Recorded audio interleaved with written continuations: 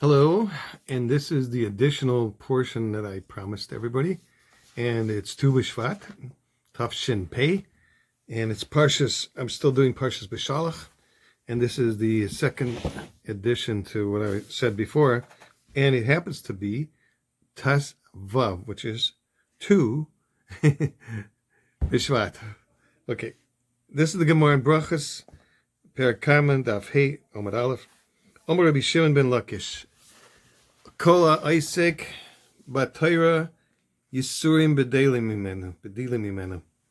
Anybody who's engaged in Torah learning, Yisurim will stay away from him.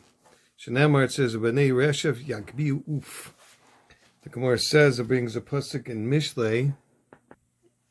I just wanted to add on to the Gemara that I didn't realize before I looked up the pasuk in Mishlei.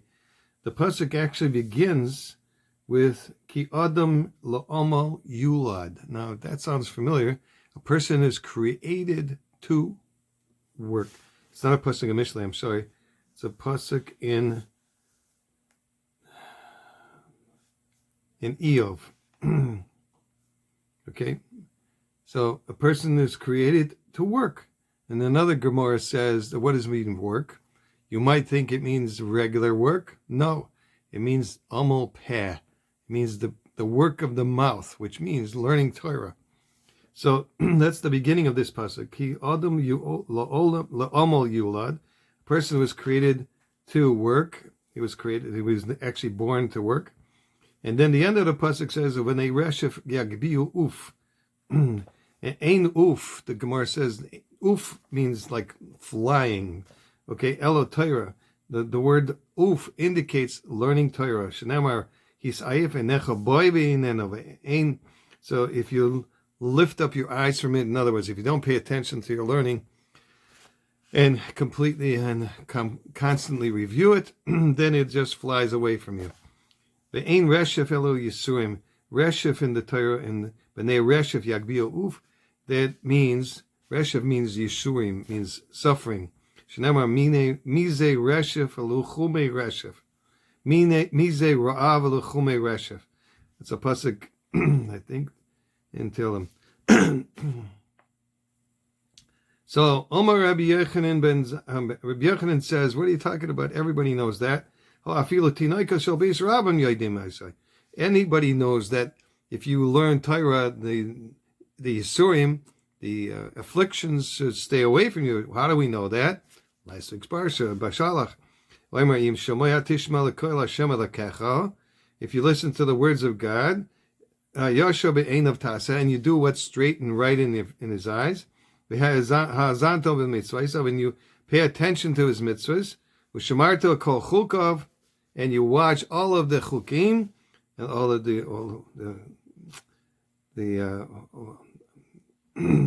chukim. All the diseases, all the afflictions that I placed on the Egypt, I will not place on you. Why? Because God is your healer. So he learns it differently. Anybody that's possible to learn Torah and he's not engaged in Torah learning, so they bring upon him disastrous afflictions, and they uproot him, literally. That's a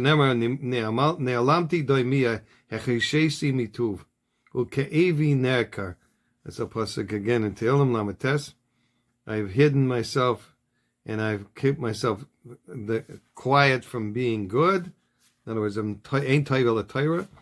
The ke'evi nechar, my suffering is uprooted or disturbed. The ain't Torah Torah, and I'm a kilak of tav nasati lachem Torah siyata zayvid. So the Zera Shimshon says tzorich iyun on this Gemara the Rabbi Yochanan nami tikshi. According to Rabbi Yochanan, you could also question the tinaika shall base rabban yoidim. I say that the little children know the psukim; they've already memorized them. The whole mikra the vayomer im shemaya tishma and lo yasim alecho. I'm not going to place the sickness on you. Nami hu michlal lava tashemehen. From there, you can apply the principle of from the no, you can understand yes, and from yes, you can understand no. So yesh the tarts. This is one of his terutzim.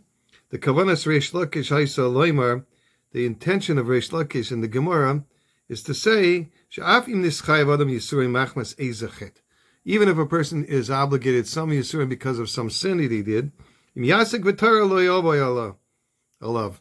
If he engages in Torah learning, it'll protect him. The yisurim will be bedilim imenu. It'll keep it far away. The dayak shaper leloshen bedilim imenu. It means he's keeping them away. It's like a prophylactic for him to prevent from getting any diseases. And on that, Rabbi Yochanan is asking Reish Lakish, the kids know in the cheder, the Kraksi, Vayam Hashem. Okay, he brings the pasuk again. The mashma af im hayav in a royal machala. Even it was fitting for you to get this disease. Whatever I put on Egypt, I'm not going to place on you. So otherwise, it's difficult to understand. Why does the pasuk have to say, I'm not going to place it on you? Why would I place it on you if you don't deserve it? How can it be that if you listen to the voice of God and do what you're supposed to do, that you would get us disease? What tzaddik doesn't have some reward in this world and the next? That at least it could be prevented from getting the sickness.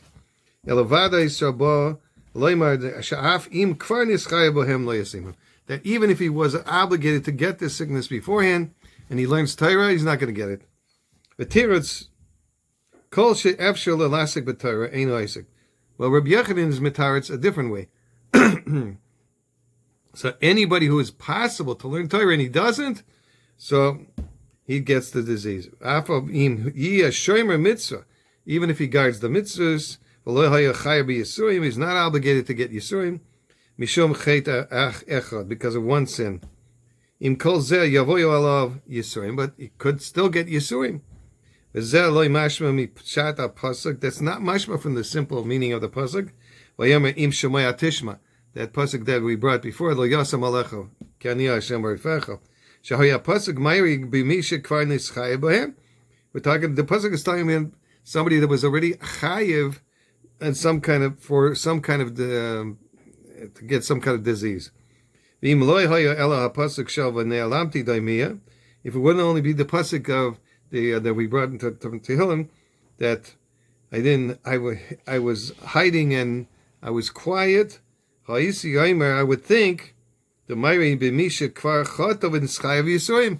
You might be talking about somebody who's obligated already and he's chayav to get these yisurim, these punishments. Elo she'im haya oisik b'Torah haisik meganis alav.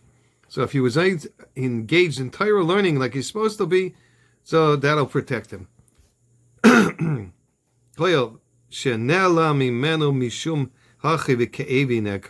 Since it was hidden from him, he can hide from these punishments because he's learning Torah. So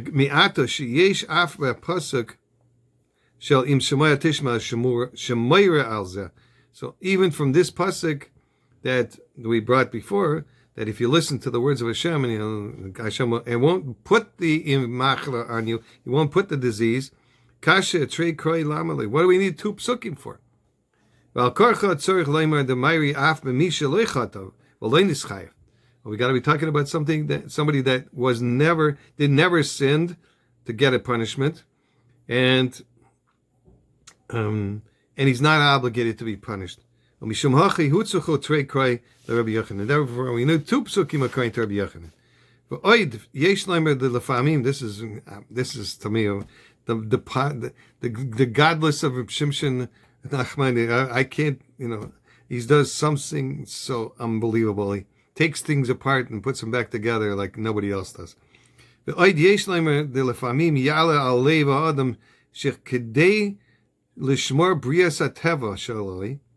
So you might think that, okay, he needs a little bit to protect himself for his health reasons, okay? So he needs to take care of himself. He'd like take a little pleasure, go on a cruise, whatever, to go to Florida. Well, he's batal midivrei Torah, and that'll take him away from his learning.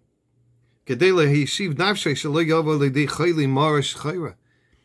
also, you got to protect yourself from becoming depressed, because sometimes you live in a certain climate, and it can get to you after 3 weeks straight of clouds, and it's no sun. You might get a little depressed, even if you're learning Torah. Okay. Even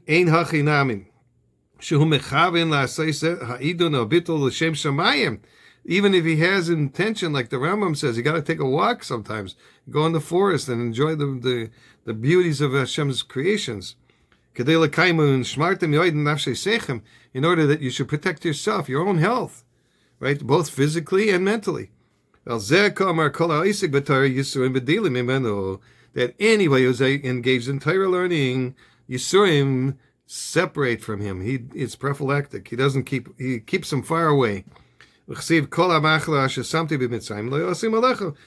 says in the pasuk before, that any of the diseases that he placed on the Egyptians, I'm not going to place on you.